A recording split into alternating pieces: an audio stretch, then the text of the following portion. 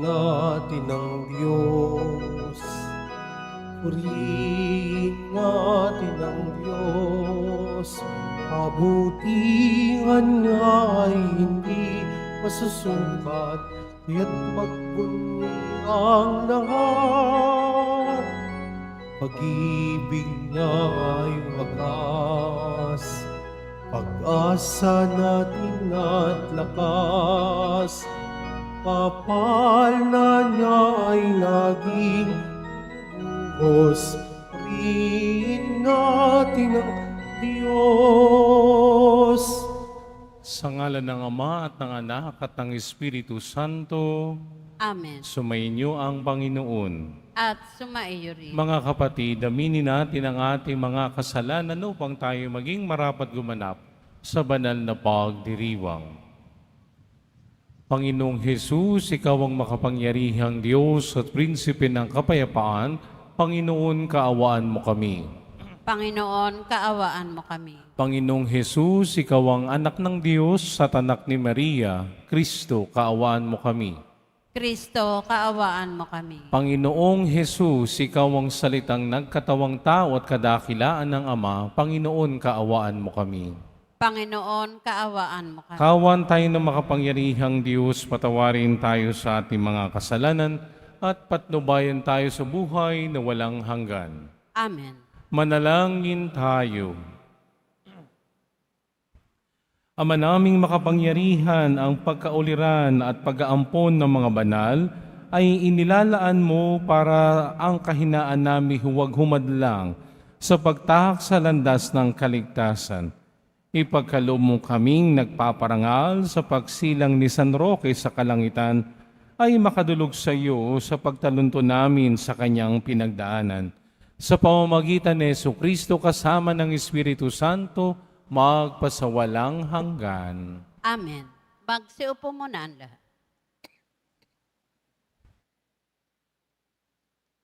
Pagbasa mula sa aklat ni Josue. Noong mga araw na iyon, sinabi ni Josue sa mga tao, "Kaya naman ngayon sambahin ninyo ang Panginoon at paglingkuran ninyo siya ng tapat. Kalimutan na ninyo ang mga Diyos-Diyosang dating sinasamba ng inyong mga ninuno sa Mesopotamia at sa Ehipto. Ang Panginoon lamang ang inyong paglingkuran. At kung ayaw ninyong maglingkod sa Panginoon, sabihin ninyo kung kanino kayo maglilingkod, sa Diyos ang sinamba ng inyong mga ninuno sa Mesopotamia o sa mga Diyos-Diyosan ng mga Amoreo na sinasamba dito sa lupaing inyong tinatahanan. Ngunit ako at ang aking angkan ay sa Panginoon lamang maglilingkod." Sumagot ang bayan, "Wala kaming balak na talikuran ng Panginoon at maglingkod sa mga Diyos-Diyosan. Ang Panginoon na aming Diyos ang siyang humagos sa atin sa pagkaalipin sa Ehipto. Nasaksihan din namin ang mga kababalaghang ginawa niya upang tayo'y maingatan saan man tayo mapadako at maliligaw sa mga kaaway ng ating nadaanan. Pagdating natin, pinalayas niya sa lupaing ito ang mga Amoreo, ang labing nakatira dito. Kaya't kami rin ay sa Panginoon maglilingkod. Siya ang aming Diyos." Muling nangusap si Josue sa bayan, "Hindi kayo makapaglilingkod sa Panginoon sapagkat siya'y isang Diyos na banal at ayaw na nahahating paglilingkod. Hindi niya ipahihintulot ang inyong mga pagsuway at pagkakasala. Kapag tinalikuran ninyo siya at naglingkod kayo sa mga Diyos-Diyosan, mapupuot siya sa inyo at parurusahan niya kayo. Hindi niya panghihinayangang lipulin kayo sa kabila ng maraming pagpapalang ginawa na niya sa inyo." Sumagot ang mga tao, "Hindi po bale, basta sa Panginoon kami maglilingkod." Sinabi ni Josue, "Kayo na rin ang mga saksi na kayo ang nagpasyang maglingkod sa Panginoon. Sumagot naman sila, Opo, saksi kami. Sinabi uli ni Josue, kung gayon, itapon ninyo ang mga Diyos-Diyosang iniingatan pa ninyo.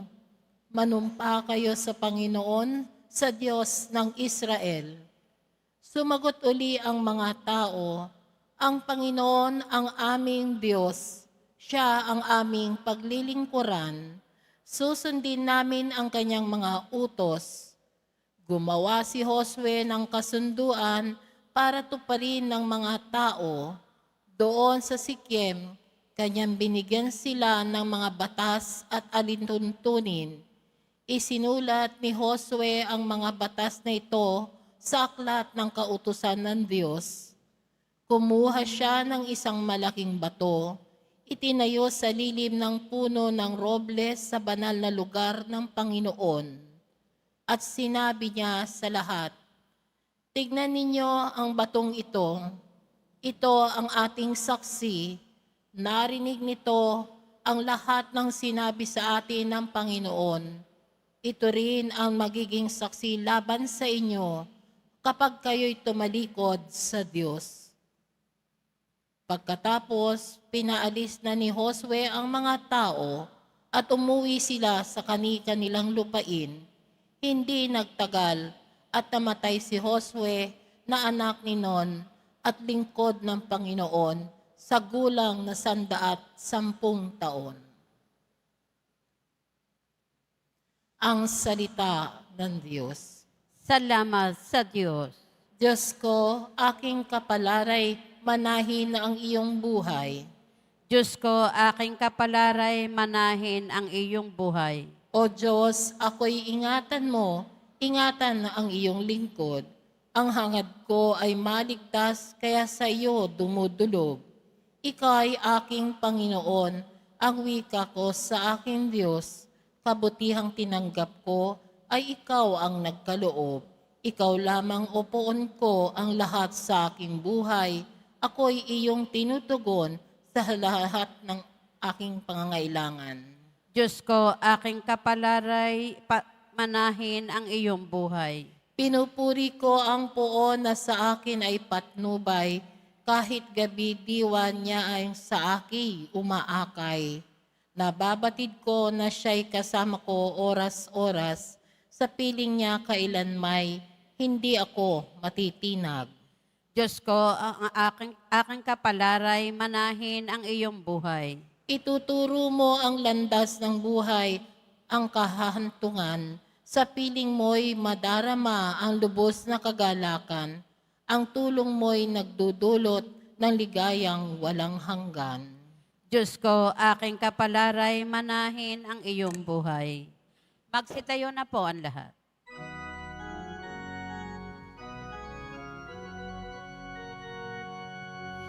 Hallelujah,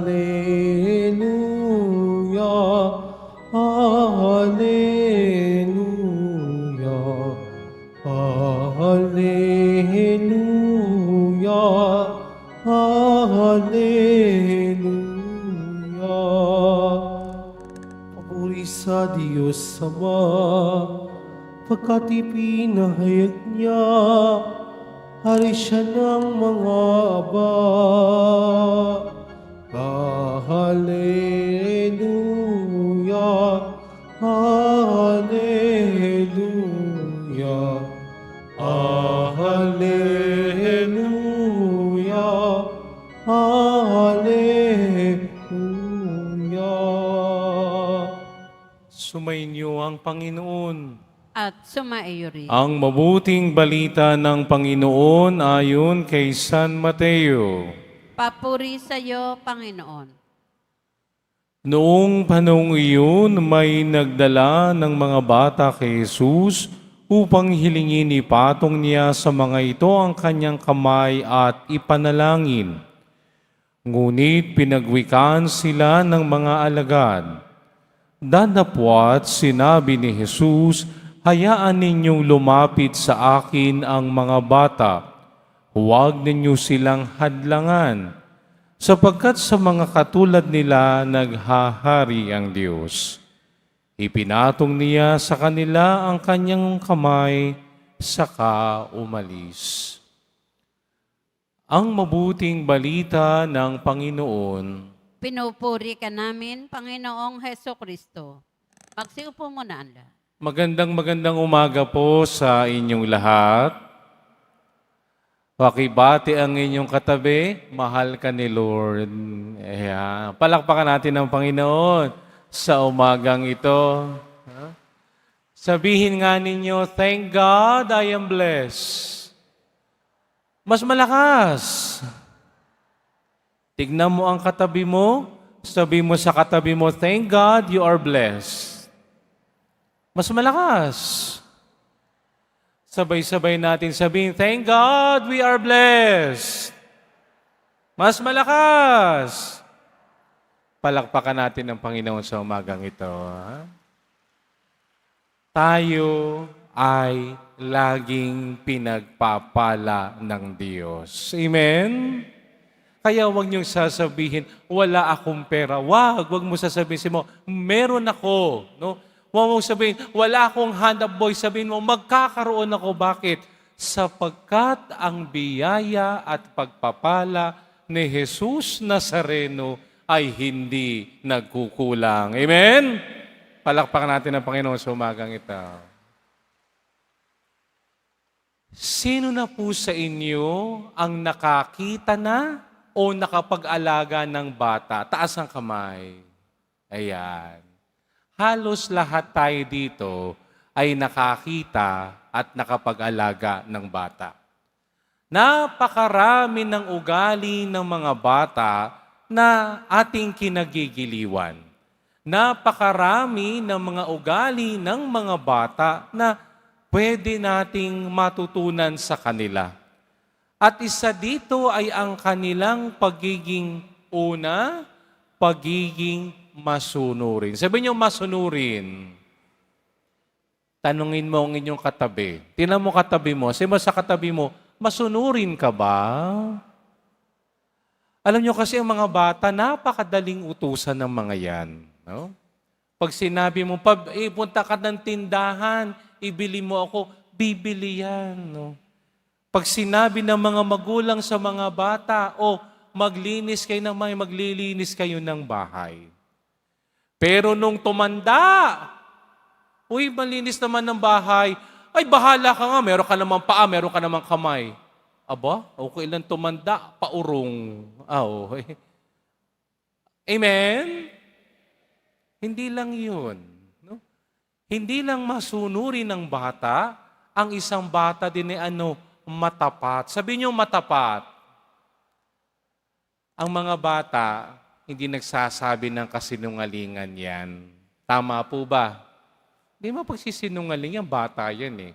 Sasabihin niya kung ano ang nangyayari sa kanya. Sasabihin niya kung sinasaktan siya. Sasabihin niya kung nagugutom siya. Sasabihin niya kung masaya siya o malungkot siya. Pero nung tumanda tayo, anong nangyari? Lagi nating itinatago. Kamusta ka na? Okay lang ako. Ano yung okay na yun? Hindi ko maintindihan, no? At hindi lang ang mga bata ay matapat, kundi ang mga bata ay napaka-inosente. Amen? Tingnan mo yung katabi mo. Tingnan mo yung katabi, sabi mo, inosente ka pa ba? Kasi ang mga bata napakalinis ng pag-iisip. No? Napakalinis ng pag-iisip. No? Wala yang iniisip na masama ni kahalayan sa kanyang kapwa-tao.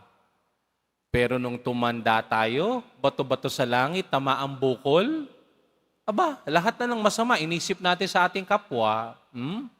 Kahit nga minsan sa pagdadasal, sinasabi natin, Panginoon, sana madapa yung kaaway ko. Nakakalungkot, no? Na kung kailan tayo tumanda, nalimutan natin ang ugali ng pagiging isang bata. Sa ating mabuting balita, no, narinig natin na ang Panginoong Jesus, no, binasbasan niya ang mga bata. Subalit ang mga alagad, pinagbawalan sila. Bakit? Sapagkat kung babalikan natin ang kasaysayan ng Biblia, at kahit noong unang panahon, ang mga bata ay walang sinabi sa lipunan. Wala silang boses, no? Considered sila as third-class citizen. Pwede silang ibenta nung unang panahon. Ibig sabihin, walang-wala sila. Ang inaasahan lang nila ay ang kanilang mga magulang o sino mang nakakatanda na nag-aalaga sa kanila. Kaya nga, nung nakita ng Panginoong Hesus na sinasaway ng mga alagad ang mga bata, anong sabi ng Panginoong Hesus? Hayaan ninyong lumapit sa akin ang mga bata. Huwag ninyo silang sawayin. Sapagkat sa mga katulad nila naghahari ang Diyos. Napakaganda sapagkat ito'y pagpapaalaala ni Jesus sa kanyang mga alagad na kung hindi kayo matutulad sa mga bata, hinding-hindi tayo paghaharian ng Diyos. Amen? Iba yung childlike, katulad ng isang bata, at iba yung childish o nagbabata-bataan. Ang childlike ay kanyang isinasabuhay ang mga pag-uugali ng isang bata. Subalit pag sinabi mong childish o nagbabata-bataan, taliwas ito sa pagiging childlike.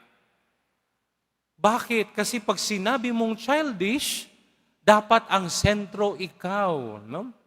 Na lahat ng tao dapat sa iyo mag-adjust. At hindi lang yan. Ikaw ay palaging may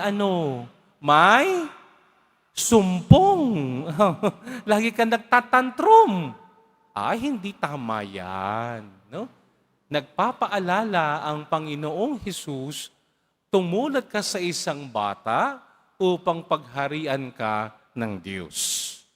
At hindi lang yan. No?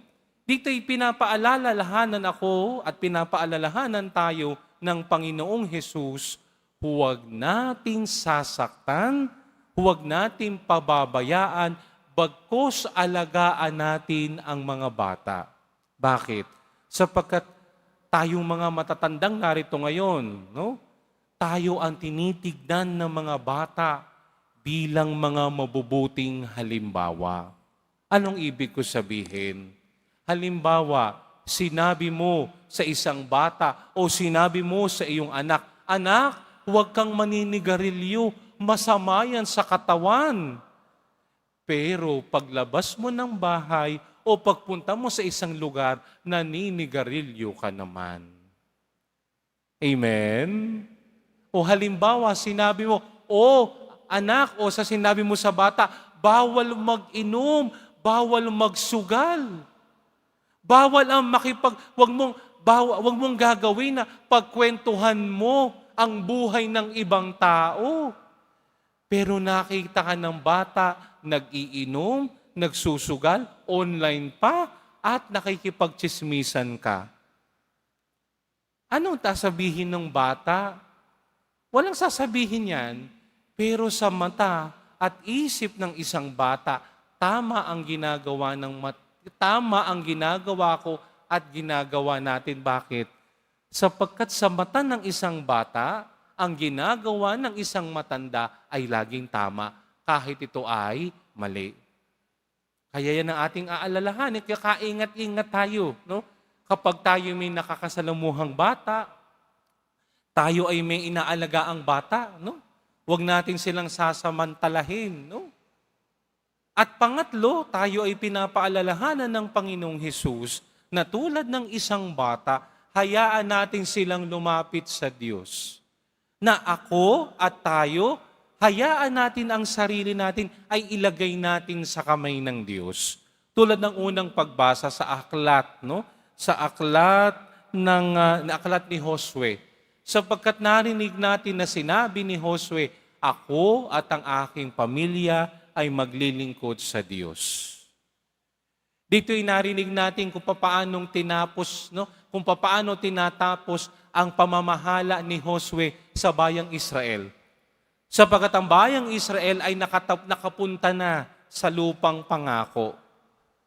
Na sa pagtatapos ng buhay ni Josue, nagsisimula na ang panunungkulan ng mga hukom. No? Si Josue ang pinakaunang hukom ng bansang Israel. At sa unang pagbasa, ipinakita dito ni Josue, pinaalalahanan niya at pinaggumawa pa sila ng kasulatan na ang ating paglilingkuran, ang ating sasambahin lamang ay walang iba kung hindi ang Diyos. No?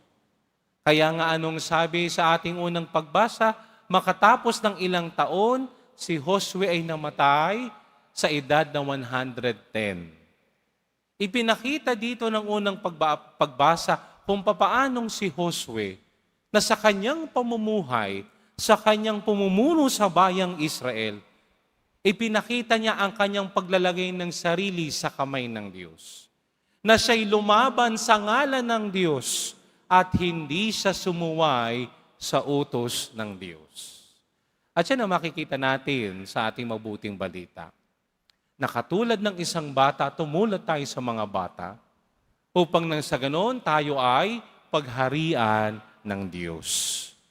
Pagiging matapat, pagiging masunurin, pagiging inosente, mapagkawang gawa, mapagpatawad, mapagkalinga, mapagmahal. Kapag nagagawa natin yan, natutulad tayo sa isang bata.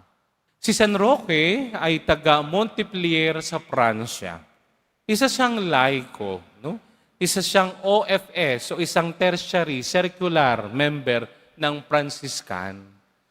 At itong si San Roque sa kanyang buhay, siya'y nagmithi na sumunod sa kalooban ng Diyos. Na itong si San Roque, nung minsan nagkaroon ng tawag dito, ng sakuna o nagkaroon ng epidemya, si San Roque ay nag-alagas ng mga may sakit. Pero anong nangyari? Si San Roque ay nahawa ng sakit. Kaya anong nangyari? Si San Roque ay pumunta sa kagubatan. Bakit? Sapagkat ayaw niyang maging pabigat sa mga tao na mag-aalaga sa kanya. Subalit napakabait ng Diyos. Bakit? Isang araw, may isang aso na lumabas at nagdala ng pagkain sa kanya. At itong asong ito ay isang pagmamay-ari ng isang mayaman na tao. At itong mayaman na tao, no, ay lagi na lang siyang nagugulat, no? At siya'y namamangha na kada umaga, laging nawawala ang kanyang aso. Kaya anong nangyari? Sinundan niya yung kanyang aso at nakita niya doon si San Roque na may sakit. At pamula noon, inalagaan nitong taong ito si San Roque. Kaya huwag kayong magtataka kung bakit may aso si San Roque. Yun ang kwento noon. Ngayon, magtataka kayo bakit may anghel na merong dala-dala, no? Bakit merong anghel na may dalang tabla? Sapagkat itong si San Roque, yung kanyang tiyuhin na gobernador noon ng Montpellier, ay nadaan baga sa kwento. At si San Roque ang napagbintangan. Subalit itong si San Roque, hindi niya ipinaglaban ng sarili niya. Hinayaan niya na siya ay makulong. At nung siya'y nasa kulungan na, siya ay siyempre nagkasakit at siya ay namatay. At nung siya'y mamatay, nung binuksan nila ang kanyang kulungan, merong naiwang tabla na ito ang nasusulat na ang sino mang pupunta kay Roque sa pamamagitan ng ngalan niya ay magkakaroon ng kagalingan sa kanyang sakit. No wonder, si San Roque ay patron ng mga may sakit. Kaya nga yung mga lolo at lola natin, may debosyon kay San Roque, lalo na kapag ikaw ay may sakit. At hindi lang yan, si San Roque ay ipinuprosesyon kapag merong sakuna o delubyo sa isang lugar. Bakit? Sapagkat ay si San Roque ay pintakasi din ng mga sakuna at mga delubyo. Pero hindi lang yon. Yung mga dog lovers na narito, si San Roque din ay patron ng mga aso. Bakit? Sa pamamagitan ng aso, natagpuan siya at inalagaan ng lalaking mayaman. Pero kung ating titingnan ng maigi ang buhay ni San Roque, pinagpala siya ng Panginoon dahil sa kanyang buhay, siya ay nagsabuhay ng mga turo at aral ng Diyos. Siya ay nagpakabata sa harap ng Diyos. Naging masunurin, naging inosente. Kaya nung siya ay pumanaw, siya ay inakyat ng Diyos. Siya ay itinaas ng Diyos. Bakit? Na sa pamamagitan niya, ang lahat ng may sakit ay magkaroon ng kagalingan. Kaya yung mga may sakit ngayon na narito ngayon sa banal na misang ito, tayo'y nagdadasal kay Jesus Nazareno. Tayo'y nagdadasal kay San Roque na nawa ang ating mga sakit, ang ating mga karamdaman ay magkaroon ng kagalingan.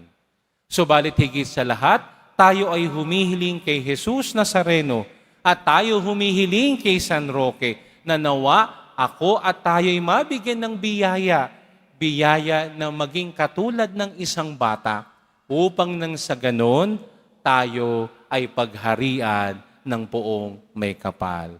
Hari nawa, ang pagpapala ni Jesus Nazareno ay mapa sa inyo at nawa ang panalangin ni San Roque ay tumuwang sa atin upang ang ating mga nararamdaman at ang ating mga sakit ay magkaroon ng kagalingan. Amen? Amen? Amen? Pagpalain kayo ng pong may kapal. Magsitayo na po ang lahat.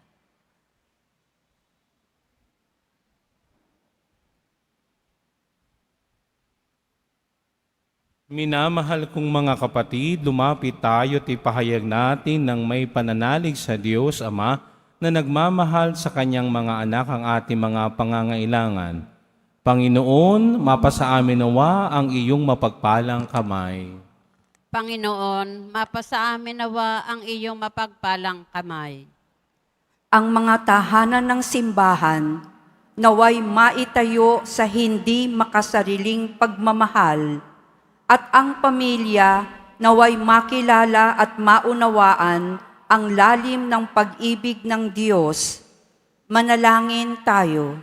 Panginoon, mapasa amin nawa ang iyong mapagpalang kamay. Ang mga mag-asawa naway maging sensitibo sa pangangailangan ng bawat isa at matagpuan ang tunay na kaligayahan sa buhay nilang pinag-isa. Manalangin tayo. Panginoon, mapasa amin nawa ang iyong mapagpalang kamay. Ang mga magulang naway pagpalain ang kanilang mga anak ng atensyon, pagkalinga at pagmamahal. Manalangin tayo. Panginoon, mapasa amin nawa ang iyong mapagpalang kamay.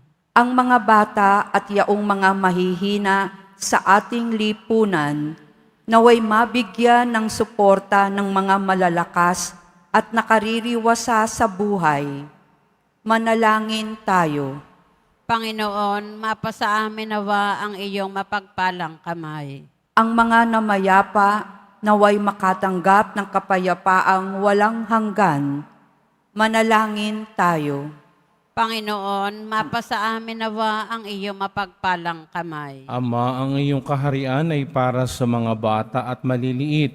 Pakinggan mo ang panalangin ng iyong anak na nananalig sa iyo. Hinihiling namin ito sa pamamagitan ni Kristong aming Panginoon. Amen. Magsiupo muna ang lahat.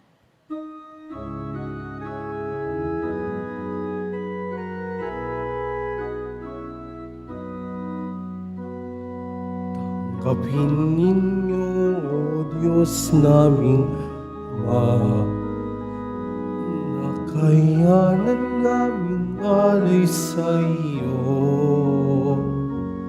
Galing din po sa inyo mga biyaya na ito, tinapay at alak mula sa aming ani. Inyo po nawa itong ikaligaya. Mamarapati po sina inyong gawin. Katawan at dugo ng inyong anak, minamahal naming Jesus. Minamahal naming Jesus. Tumayo na po ang lahat. Manalangin kayo mga kapatid upang ang paghahain natin ay kalugdan ng Diyos Amang makapangyarihan. Tanggapin nawa ng Panginoon itong paghahain sa iyong mga kamay, sa kapurihan niya at karangalan, sa ating kapakinabangan at sa buong sampayanan niyang banal. Ama naming lumikha, pakundangan sa paghahaing inihanda ngayong si San Roque ay ginugunita.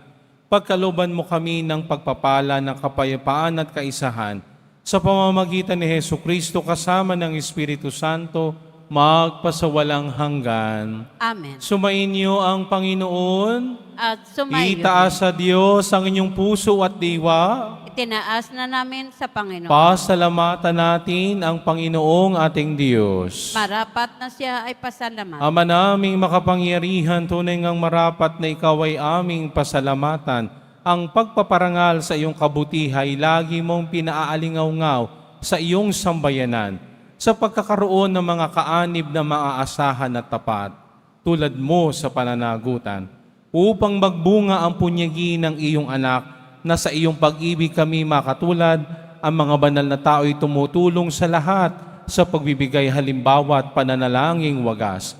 Kaya kaysa ng mga anghel na nagsisiawit ng papuri sa iyo, nang walang humpay sa kalangitan, kami nagbubunyi sa iyong kadakilaan.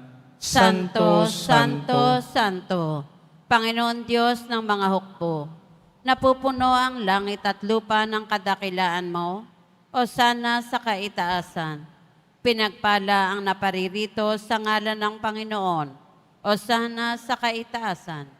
Magsiluhod po ang lahat. Ama naming banal, dapat kang purihin ang tanang kinapal, sapagkat sa pamamagitan ng iyong anak naming Panginoong Yesukristo at sa kapangyarihan ng banal na Espiritu, ang lahat ay binibigyan ng bunang buhay at kabanalan.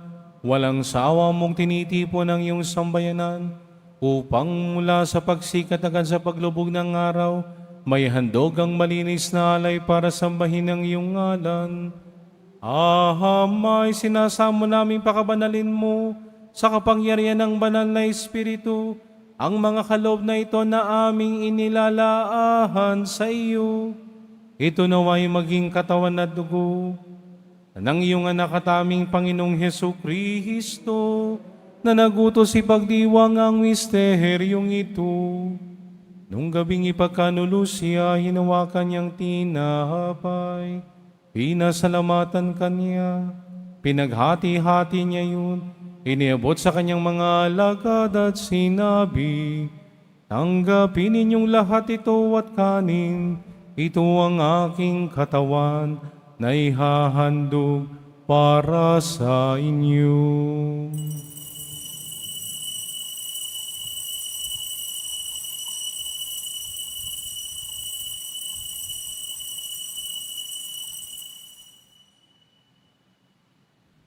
Dayon din naman nang matapos ang hapunan, hinawakan niyang kahalis.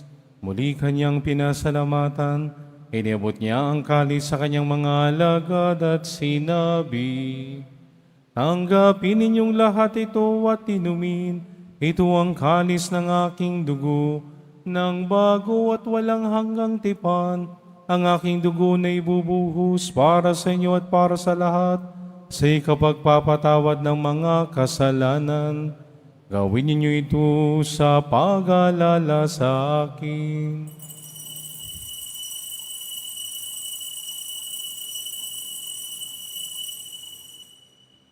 Tumayo na po ang lahat. Ipagbunyi natin ang misteryo ng pananampalataya. Si Kristo'y namatay, si Kristo'y nabuhay. Si Kristo'y babalik sa wakas ng panahon. Ama, ginugunita namin ang pagkamatay ng iyong anak na sa amin nagligtas, gayon din ang kanyang muling pagkabuhay at pagakyat sa kalangitan. Samantalang ang kanyang pagbabalik ay pinananabikan, kaya bilang pasasalamat, ngayon aming iniaalay sa iyo ang buhay at banal na paghahaing ito. Tunghayan mo ang handog na ito ng iyong simbahan, masdan mo ang iyong anak na nag-alay ng kanyang buhay upang kami ipagkasundo sa iyo. Loobin mong kaming magsasalo-salo sa kanyang katawan at dugo ay mapuspos ng Espiritu Santo at maging isang katawan at isang diwa kay Kristo. Kami naway gawin niyang handog na habang panahong nakalaga sa iyo, tulungan nawa niya kaming magkamit ng iyong pamana, kaisa ng Ina ng Diyos, ang mahal na Birheng Maria, ang kanyang kabayak na pusong si San Jose, kaisa ng mga apostol, ni Santa Clara ng Assisi, ni San Antonio de Padua, ni San Juan Bautista, ni San Roque at ni Santa Teresita ng Niño Jesus, mga martir at kaisa ng lahat ng mga banal na aming inaasang lagi nakikiusap para sa aming kapakanan. Amang handog na ito na aming pakipagkasundo sa iyo, magbunga nawa ng kapayapaan at kaligtasan para sa buong daigdig. Patatagin mo sa pananampalatayang pag-ibig yung simbahang naglalakbay sa lupa, kasama ng iyong lingkod na si Papa Leon, ang aming obispong si Jose, ng tanang mga obispo at buong kaparian at ng iyong piniling sambayanan. Dinggin mo ang mga kahilingan ng iyong angkan na ngayon tinipon mo sa iyong harapan. Amang maawain, kukupin mo at pag-isahin ang lahat ng iyong mga anak sa bawat panig at sulok ng daigdig. Kawaan mo at patuloyin sa iyong kaharian ang mga kapatid naming yumao at ang lahat ng lumisa na sa mundong ito na nagtataglay ng pag-ibig sa iyo. Kami umaasang makararating sa iyong piling at sama-sama magtatamasan yung kaninningang walang maliw, sapagkat aming masisilan ng iyong kagandahan sa pamamagitan ng aming Panginoong Jesucristo na siyang pinagdaraanan ng bawat kaloob mo sa aming kabutihan.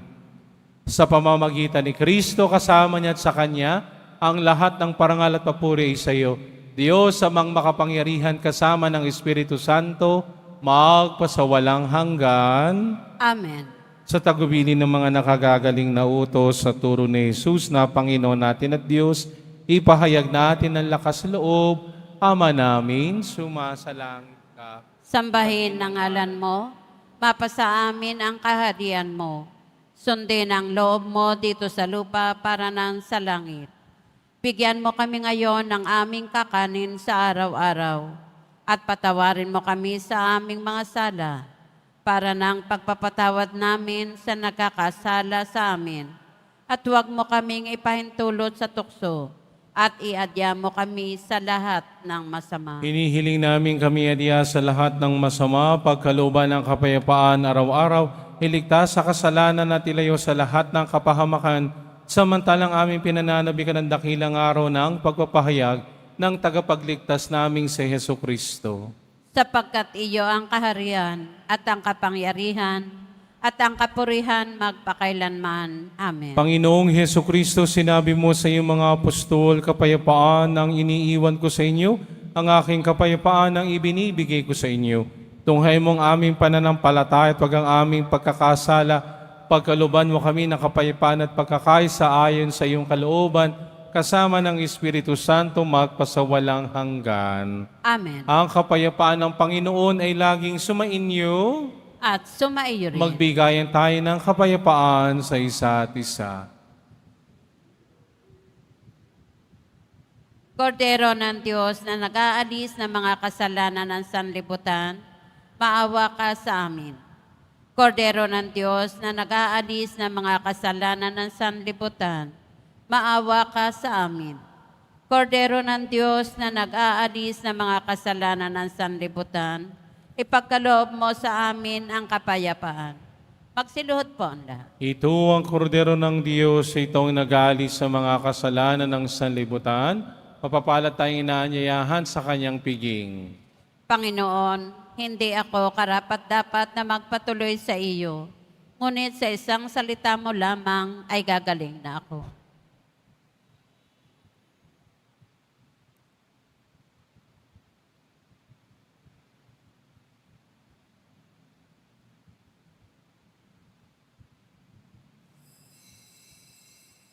para sa lahat ng tatanggap ng banal na komunyon, sasagot po tayo ng amen.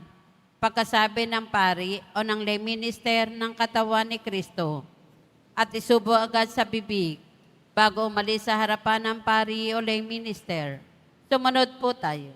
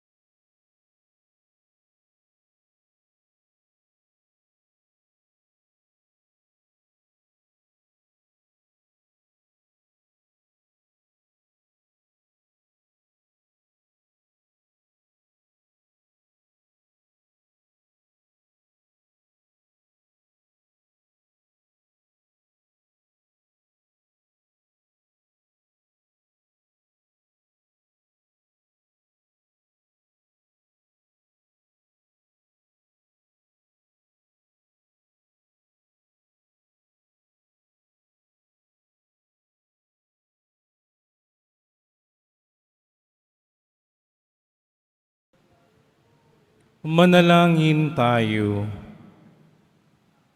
Ama naming mapagmahal, ang aming pakikinabang ngayong ginugunita si San Roque ay magpabanal nawa sa aming kalooban upang kami pagindabating makasalo sa iyong sariling buhay sa pamamagitan ni Jesucristo kasama ng Espiritu Santo magpasawalang hanggan. Amen. Sumainyo ang Panginoon. At sumaiyo rin. Mahal na poong Jesus Nazareno, inihayag mo sa pamamagitan ng krus ang walang maliw na pag-ibig ng Diyos sa sangkatauhan. Pakinggan mo ang kahilingan lalo na para sa mga nangangailangan ng iyong tulong at awa. Makamtanawa namin ng iyong kasagutan na may utang na loob na tinatanaw. Basbasan din po ninyo ang itong mga imahen at dasalan upang lalo kaming manalangit at magtiwala sa pamamagitan ng bendisyon na ito, naway lalo kaming maging mapaglingkod, masunurin at tapat sa iyo na aming maluwalhating Panginoon, magpasawalang hanggan. Amen. At pagpalain kayo ng makapangyarihang Diyos, Ama at Anak at Espiritu Santo. Amen. Humayo kayong taglay ang kapayapaan ni Jesus Nazareno. Salamat sa Diyos. Viva nuestro Padre Jesus Nazareno! Viva!